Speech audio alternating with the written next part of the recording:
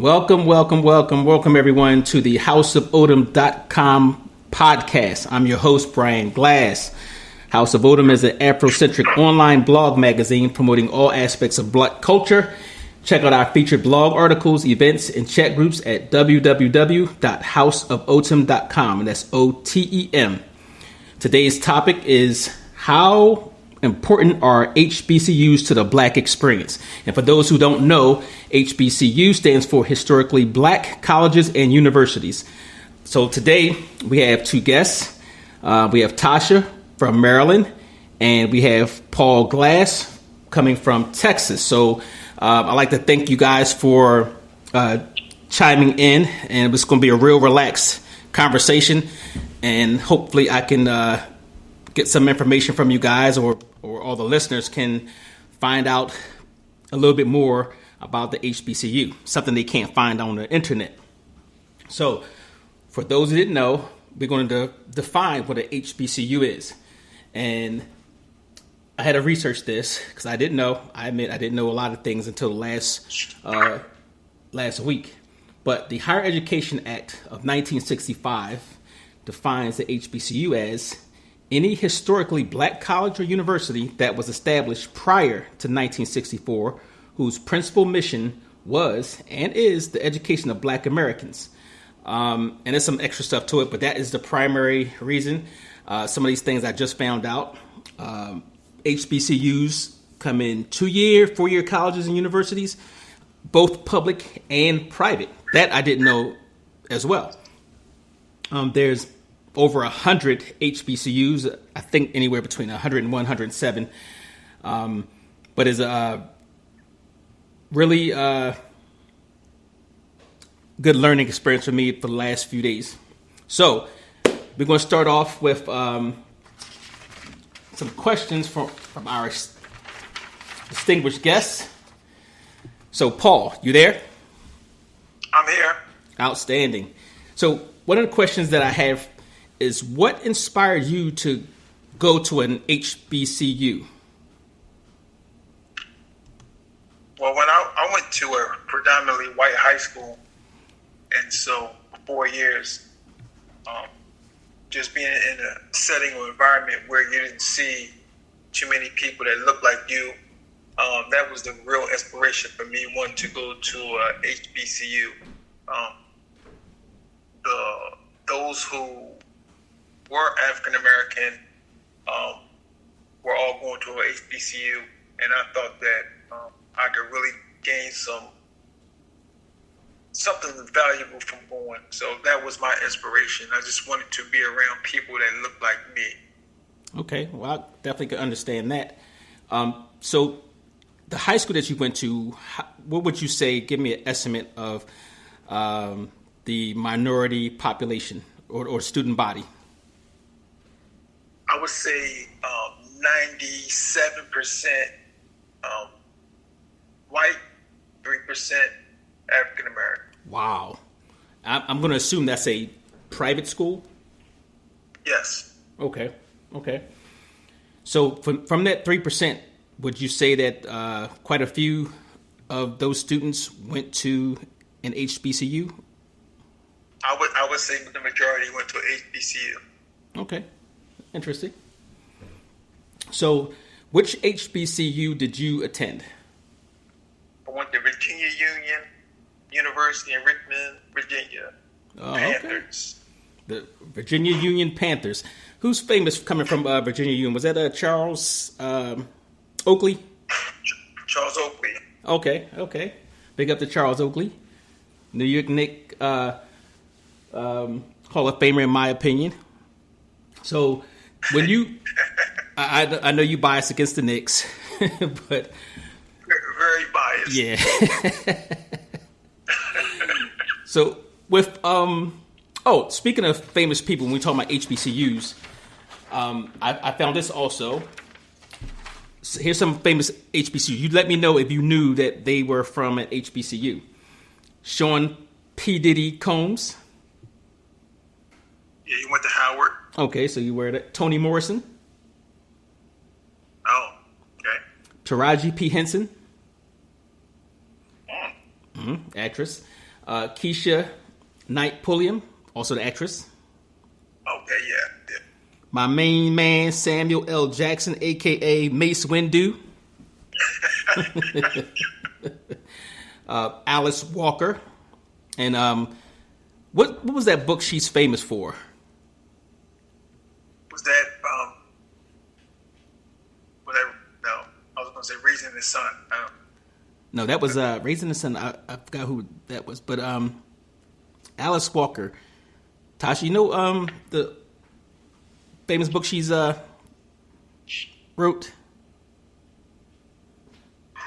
Are you talking about The Color Purple? Yes, The Color Purple.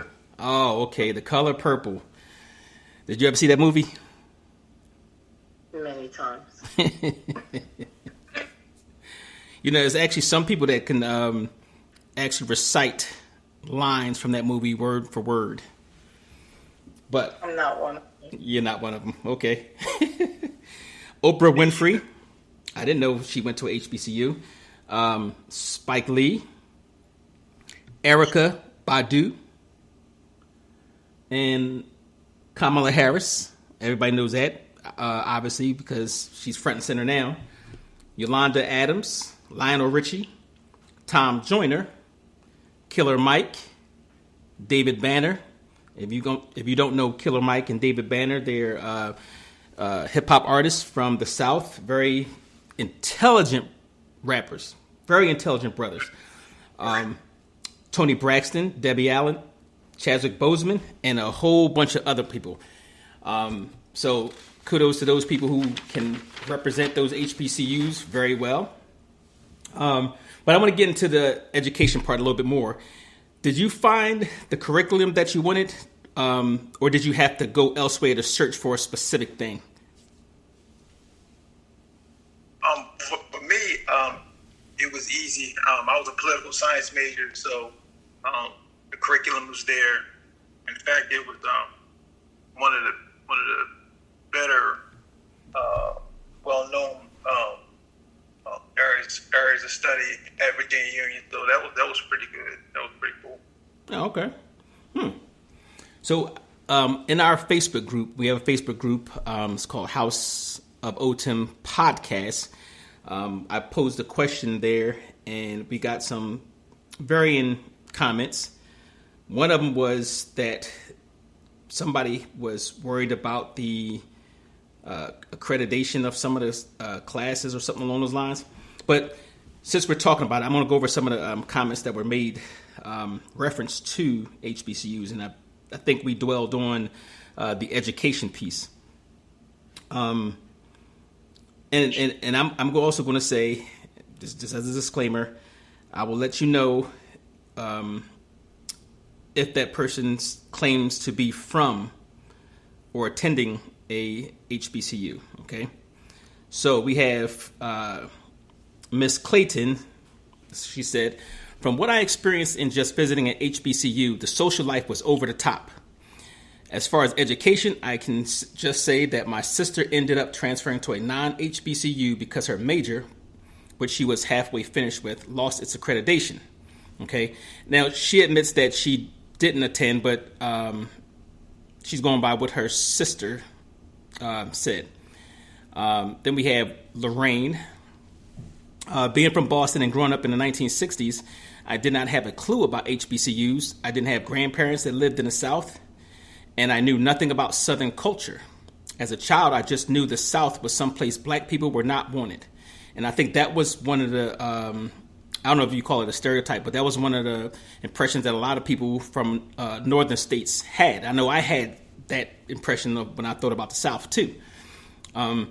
She says, I didn't learn of HBCUs until I moved away from Boston to California. There seem to be some very successful people that have graduated from these institutions, and I believe I would have thoroughly enjoyed myself had I attended one. She says, I live in a town where we had to import black men. So she really has no first-hand knowledge. Okay, so that's impactful. We have another one that said, I am a graduate of Shaw University, the oldest HBCU in the South. I earned her BA degree in criminal justice and have worked in her field for 22 years. Her daughter is the product of predominantly black secondary schools in Baltimore, Maryland, and she graduated on a scholarship from Hampton University with a degree in public relations and a minor in marketing. And she's doing very well. She said she wouldn't trade the HBCU education and experiences for anything. Outstanding. Okay, so I guess that would be my introduction. is that your introduction?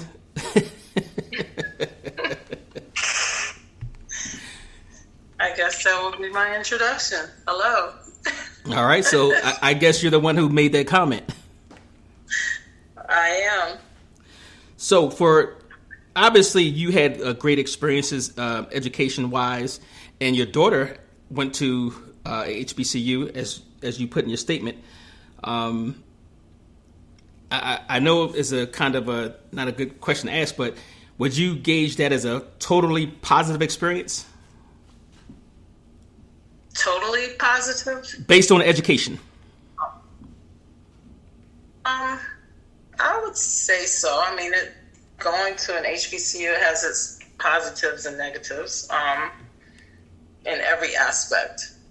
I think for me, being a Shaw University graduate, I will give a little history about Shaw, that we are the oldest HBCU in the South. I knew that was coming. You know it. I'm going to say that every time. Founded December 1st, 1865. Yes, and let me backtrack a little. I chose Shaw University because of A Different World and The Cosby Show. Really? I'm a 70s baby that grew up in the 80s and watched The Cosby Show and A Different World, and I was definitely inspired by Bill Cosby, who wore many different HBCU sweatshirts every week on television, and one of those sweatshirts happened to be Shaw University, and he wore it on the infamous episode where he had a dream that he was pregnant. I remember the episode. Shaw sweatshirt on that episode, but I remembered it, and I always heard about Shaw, and actually thought that Shaw was a bigger school, and got there and realized that it was not what I thought it was going to be. Then later on, many years later, I realized that I may have heard about Shaw because I found out that one of my cousins, one of my older cousins, is also a Shaw University graduate.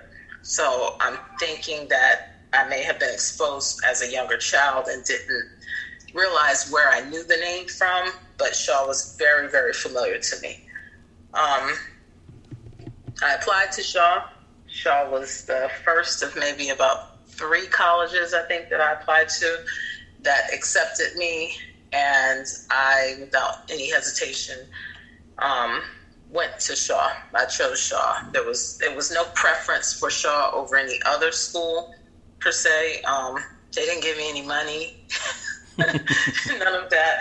They were just the first one, and I said, okay. I'm glad to be going to school when it was thought that I probably wouldn't make it out of high school, but I made it. So I chose Shaw, and it was an experience for me. I can't say that everything was 100% great, but what I will say is that Shaw taught me about a lot about life.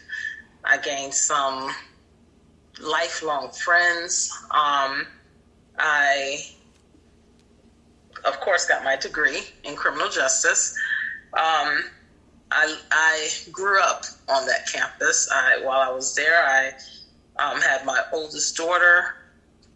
There was a lot of support that I will say that came from going to college on a small, very small college campus. I was known by name, not by a number.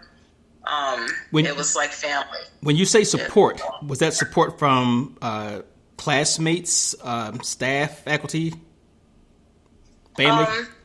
It was a mixture of everybody. It was like family. It was like a black family. Okay. So the I would say what we may get out of a traditional black family per se is what you're gonna get at a HBCU.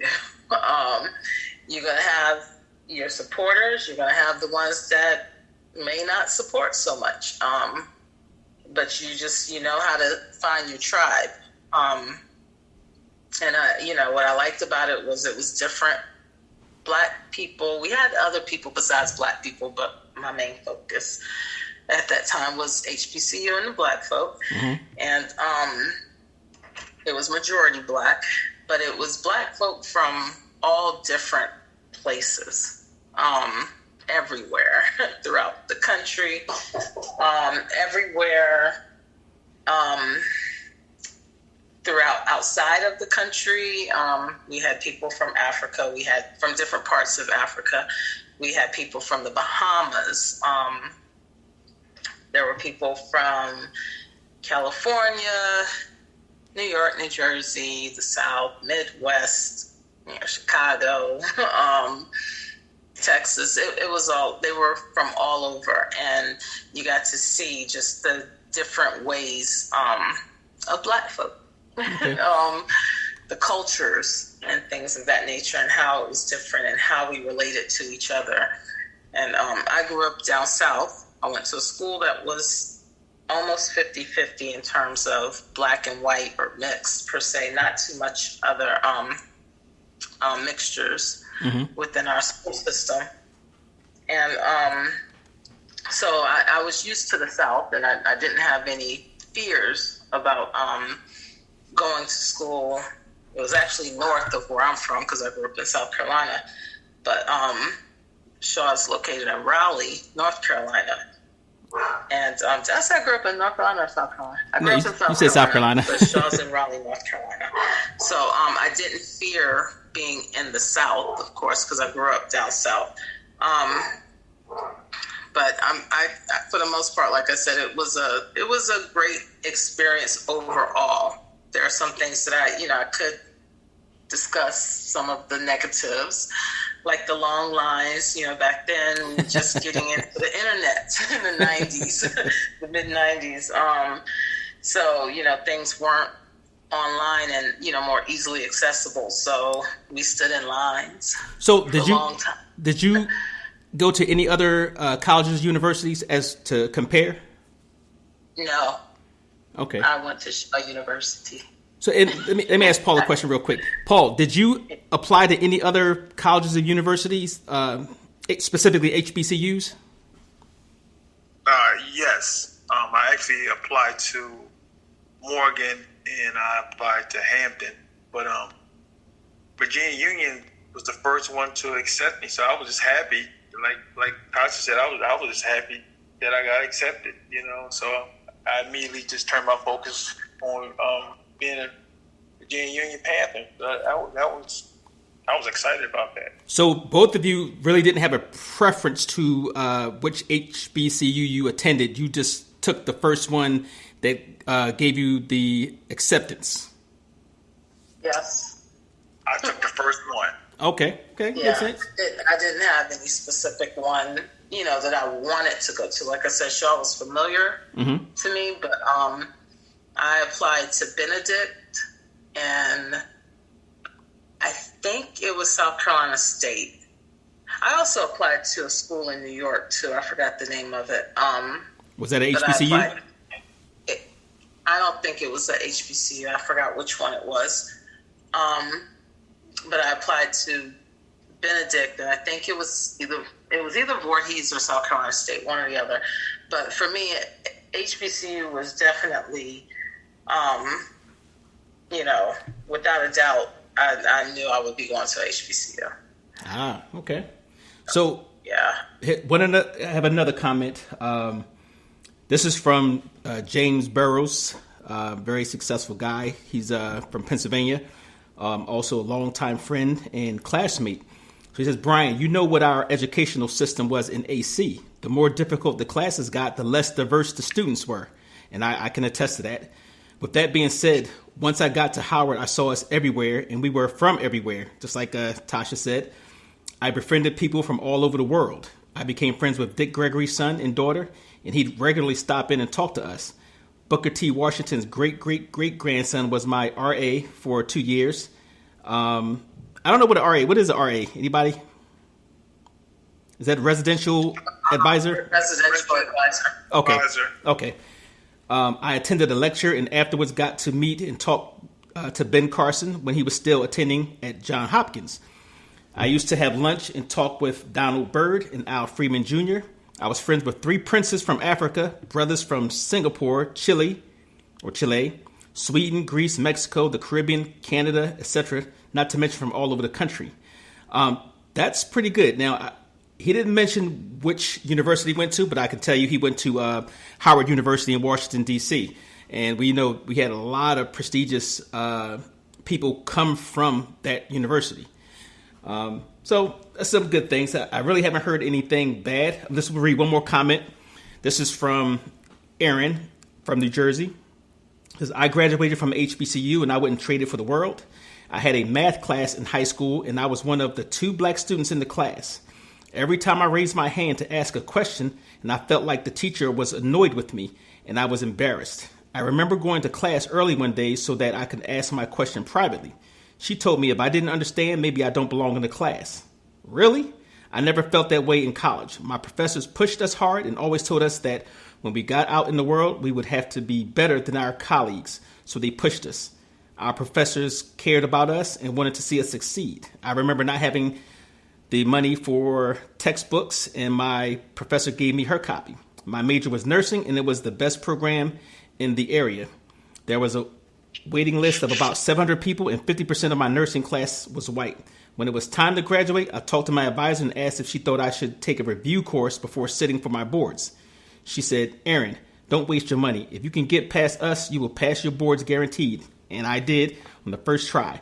So Aaron, I've known Aaron since 7th grade. We went to school together, classmates through high school.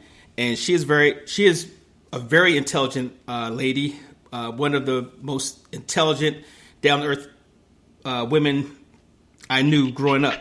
So it surprised me that she had that difficulty, and obviously that going to a HBCU impacted her greatly.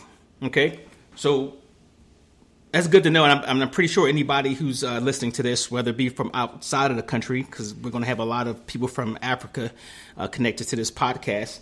Hopefully some of them are young students and will apply to HBCU. But I want to talk about something else. Education is good. That's what you go to college for. But another important aspect of the black experience at HBCUs is the social life. How was the social life on campus? Was it like school days? That's what I got out of the school days. How was it for you?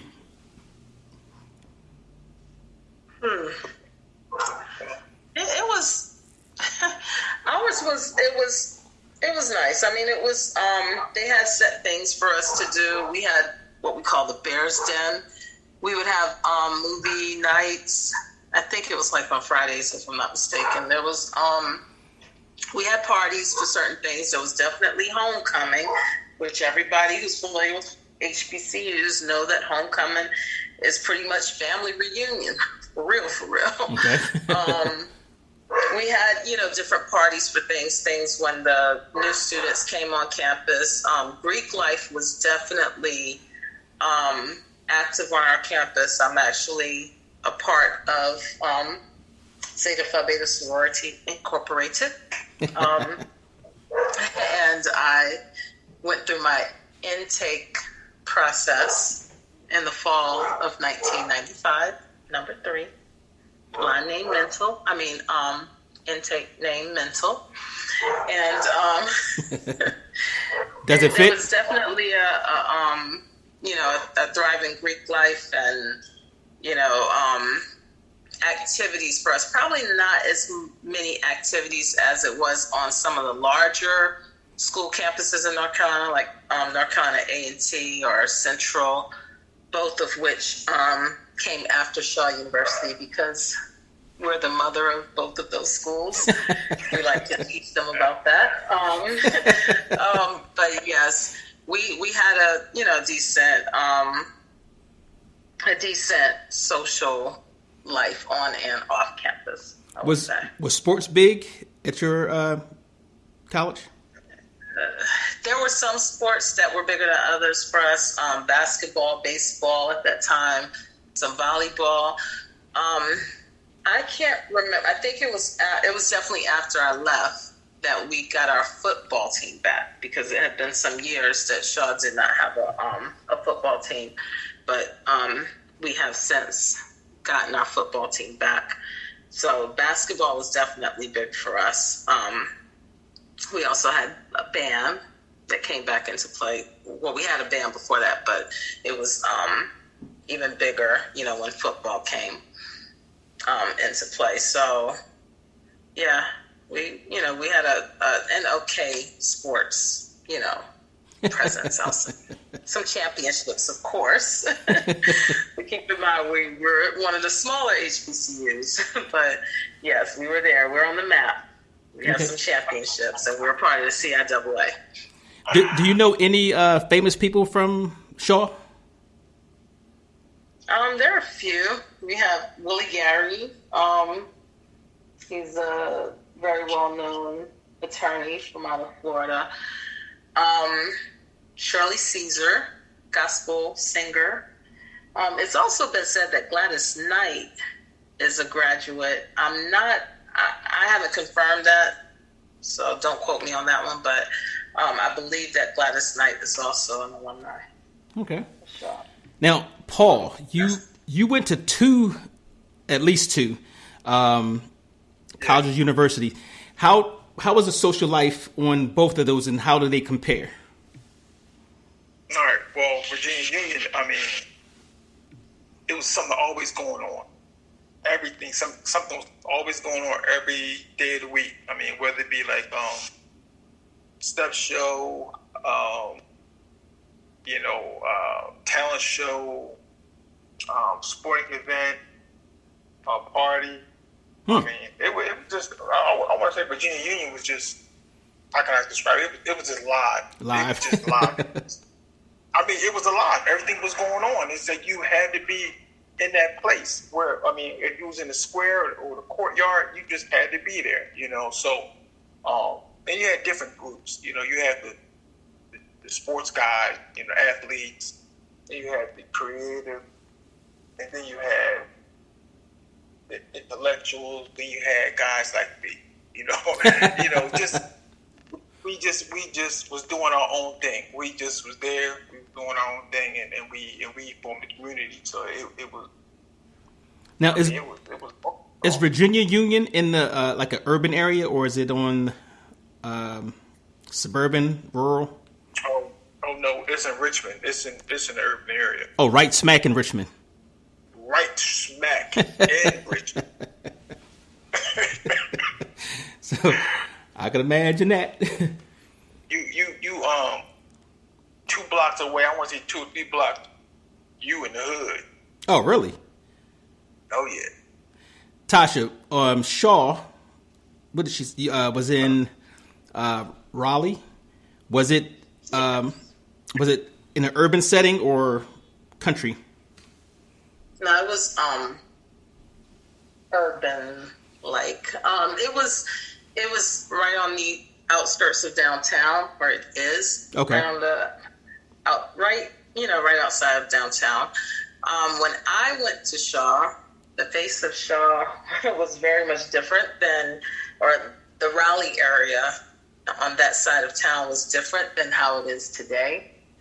A little regretful that I didn't invest in those rundown houses that were near Shaw and around Shaw, because they're now like worth $1 million and stuff in that area now. So wow. In other words, it has been highly gentrified all around Shaw. The downtown area has been, nicely improved from how it was when I went in the 90s. Downtown was pretty dead back then, but now downtown is very much flourishing. So, do you think the location? Do you think the location had a lot to do with the social life? do you mean that of whether or not we had much to do? Yeah, that being that close, or actually right smack in the urban area, did you think it enhanced the social life, or was it more of a caution? I don't think it affected our social lives either way. I mean, there were we had clubs that we went to that were right downtown and outside of the downtown area that we could actually walk to. I can't say that I ever felt fearful or anything of my safety. I traveled those streets a lot back to and from work. And never had any issues through the downtown area or anything, but it didn't hinder like our social lives per se. We always found something to do, but I used to work a lot, so okay, I can't really speak so much on the social life as much because I may have had too much fun socially in the first year or two. And therefore I had to become a big girl when I had my daughter. Ah, okay. So I guess that curbed a little bit of your social life. That curbed just a little bit. My social life. Now, Paul, when you went to the what was the other college you went to? Went to Charleston Southern in Charleston, South Carolina. Okay, Charleston. Okay, so obviously I didn't know that was not an HBCU, but how do you compare the social life in both those colleges? I mean, it was social there, but I mean, nothing beats Virginia Union. I mean, that was. I can honestly say that was one of the best periods of my life, because I never got a chance to hang around and be around people that look like me or black people and socially, So, but when I went to Charleston Southern, it was a different mix. It was more, I would say, more like 50-50. I mean, the campus life was great, but mm-hmm. It was just nothing like Virginia Union. Just everything was going on. You just wanted to be around everybody, and when things were going on, you just had to be there. So, and I noticed both of you said people like you. Leads me into my next question about self-esteem. I spoke to people in regards to education and when they were in elementary school, college, whatever. Did you have any black male professors? So many people have said that they did not see a black male teacher in all of elementary school, or they may have had one from K through 12. Did you have any black male professors? And if so, what did it do to your self-esteem? I can say I never had a black male professor or teacher until I got to college. Really? Yeah. Wow. So at Virginia Union, did you have? Well, I would assume you would have quite a few.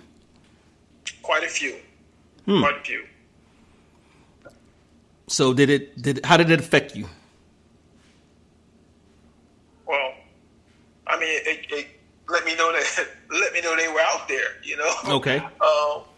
That we could teach. We had the capacity to teach. So that was great, but I had an English teacher, and I mean, this is a male professor or female professor. Mm-hmm. And I was in English class, and she told me to stay after. And I was like, I thought I did something wrong. She was like, "Where are you from?" I was like, "I'm from New Jersey." She was like, "Okay." She was like, "Just say you just seem to be more." I don't know. I guess I was in tune or in the English class. She was like, "You remind me of somebody else too," and come to find out, it was a friend of mine that went to the same school. We went to the same high school. So really, yes. Yeah. So we went to school. We didn't go to school together, but I guess I kind of went because I just knew that she was going, and I was like, okay, well, I'll go down there because she's there, and we had the same professor, and I guess she had that same talk with the professor too, and then that's when the professor kind of she kind of went out her way to make sure that, to put me in the best position educationally, like picking classes and things like that. No, don't pick those. Don't pick that. That's below you, or that's not going to challenge you. Choose this class. So I really appreciated that she went out of her way and saw something in me, or maybe saw that. I guess I may have been kind of more. I guess my aptitude was a little higher, and she kind of helped me pick classes that challenged me instead of me picking classes that I was like, okay, I'm just gonna pick this class just to get through, and so I can pass and go on. So I thought that was great. Okay, and Tasha, compared to the faculty when you were in elementary school, middle school, high school, and college, was that a big difference as far as teachers? I had so the first black male teacher I think I can recall that I had was in 6th grade. Okay. I know I had one in high school. I may have had 2, but I know I had 1 at least. And then I had 2 in high school.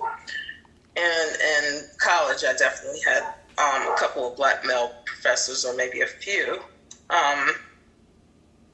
And I remember 3 definitely. One was my absolute favorite professor of all professors. I had him several times for a series of classes. That was Dr. William Thurston. I'll give him his shout out. He was the absolute best. There was another one whose name I actually forgot. And it was a stark difference between Dr. Thurston and the other professor that I had. It was an art class, I remember. And that professor left a very sour taste in my mouth because of how he kind of, I don't know if stereotype would have been the correct, proper word, but he was inappropriate in how he addressed me after I had my oldest daughter. So kind of like that was one of, I think, of negative experiences, and kind of related to, how we get along in families sometimes. He would be that stereotypical, big mouth uncle maybe that didn't have something nice to say. So that would be a negative experience that I would say that I had. I think sometimes going to an HBCU, people got a little too comfortable because of, the schools being small, and we could actually relate. So sometimes they would say anything out of their mouths that they may have thought was helpful, but it wasn't necessarily the most helpful. Okay. But for the most part, I had good experiences with my professors. And you mentioned the good experience with your professors, and I know Paul mentioned his experiences. So that leads me to another question.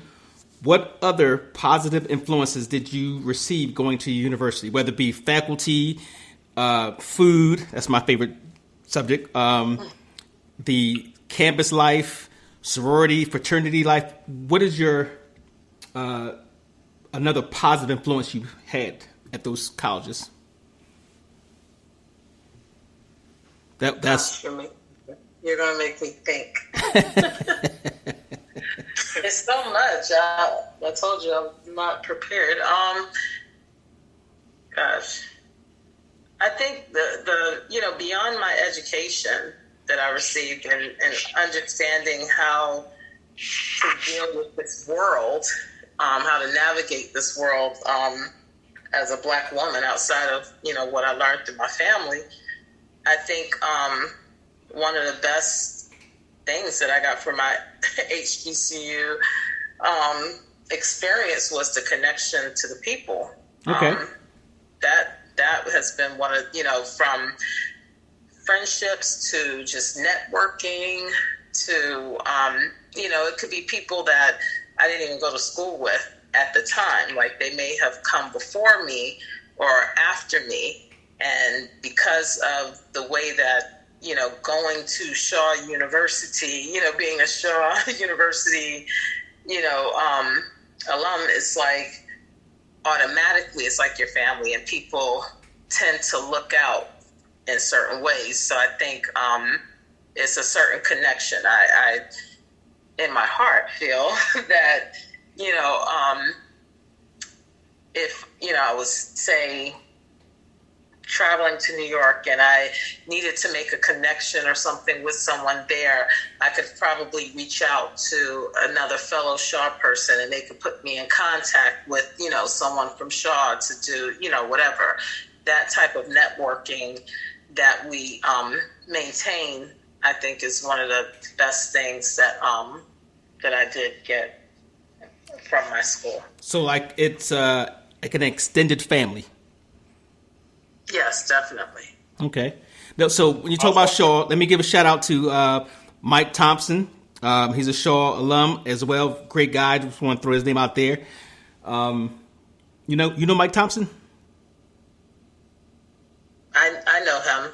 Okay. He worked at school that my daughter graduated from. Okay, great guy. Also a New Yorker. Paul, positive influences. I know Tasha spoke about the extended family feeling she got from Shaw. What are some of the other positive influences you got from going to Virginia Union? Well, I want to tag on that too, because I felt like it was the community, the family was everything. Like even like when I got there, and you just had to find your niche, and people recognized who you are and what you did good. For me, it was like when I got there. See, when I got there, I didn't get there at the beginning of the semester. My mom dropped me off in the second quarter. She just dropped me off, stayed with me for an hour and a half. It's like, okay, you got it. So that was like my experience. and I was like, okay. So now I'm like, okay, I got to make friends. I got to meet people and things like that. So it allowed me to. I want to say, like, it allowed me to develop, let's say, my superpower, as you may say, like, because I was a skinny kid from New Jersey, got there, but people knew that I could dance. And so, I would just put music on and I would dance in my room, and these guys would say, hey, this the guy down there in Store Hall at the end. Oh, he can dance. And he'll come down there, and that's how I developed a relationship and network. And then I started meeting the guys from Jersey and New York, and then the Virginia group and things like that. So, and then when you develop the community, you would do things together. I remember every Friday at the same time, somebody would put music on and say, call down the hallway, say, it's a freestyle moment. Everybody would run down there and come up with something to say while the music's playing. So, and it's funny because I didn't go back to Virginia Union. I never went to homecoming, but the first time, the last real homecoming before the pandemic, like 20 years. Okay. Got there.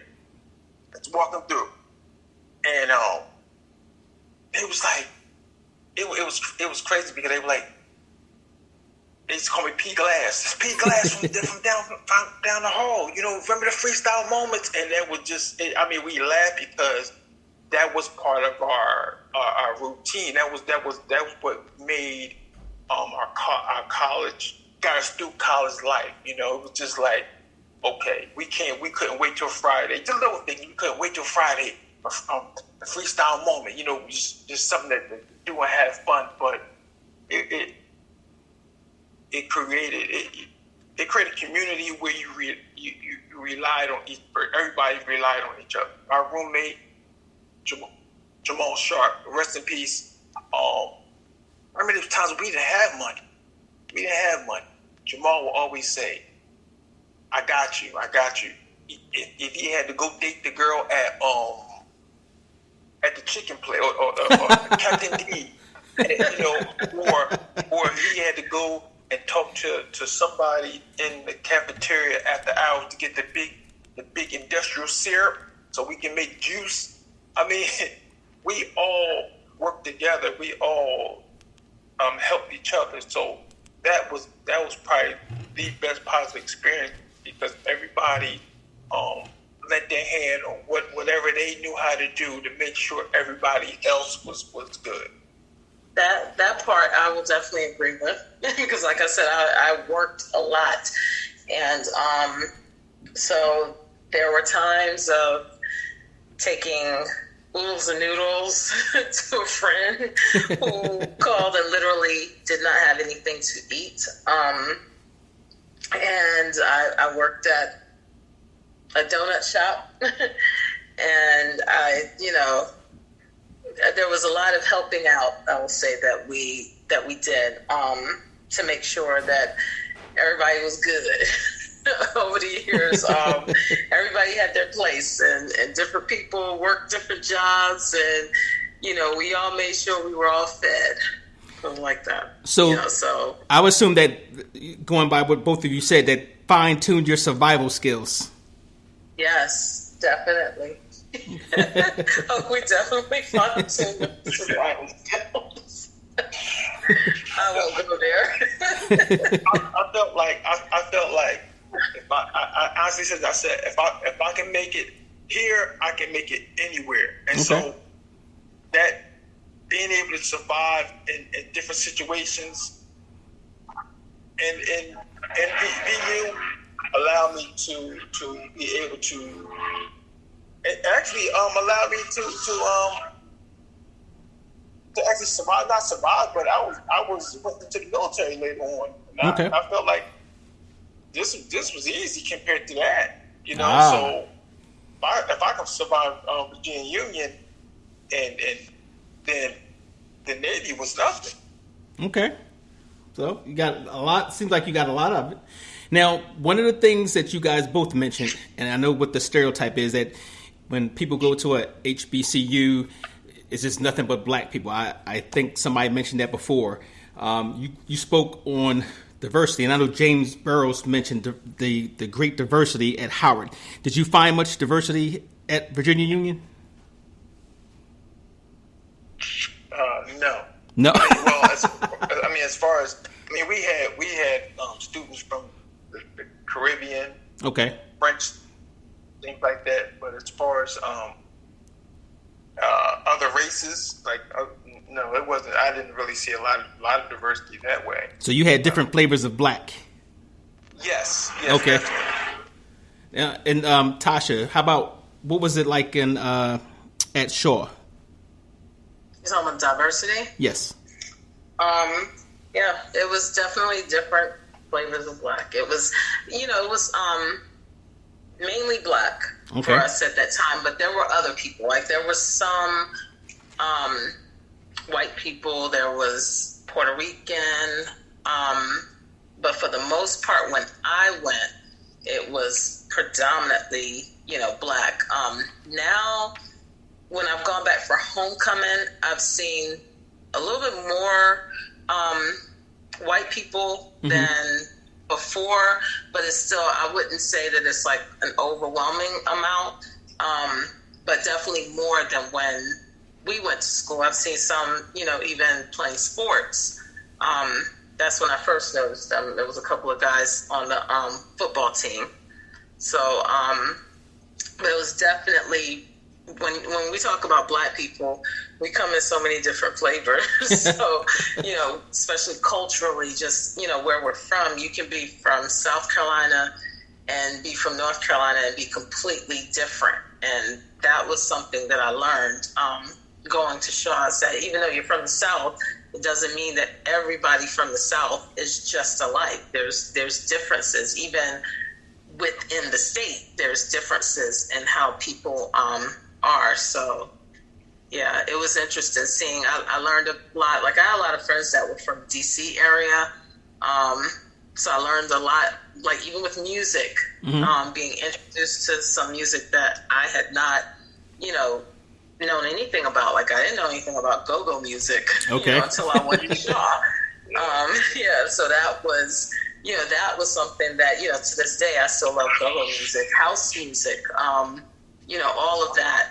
It was understanding that there was a difference between, DC and Baltimore, with them being so close, but yet they were so different, in the way that they did things and their styles and everything else. So their accents were different. So those were the things that were great. There was one thing I did want to hit on, though, because I know we didn't talk so much about the education part, and that was something that a lot of people had concerns about, whether or not the quality of education at a HBCU could stand up against a PWI, which is a predominantly white institution. Okay. And I would say definitely so. I think some of the schools have had issues with their accreditations, mainly because of finances.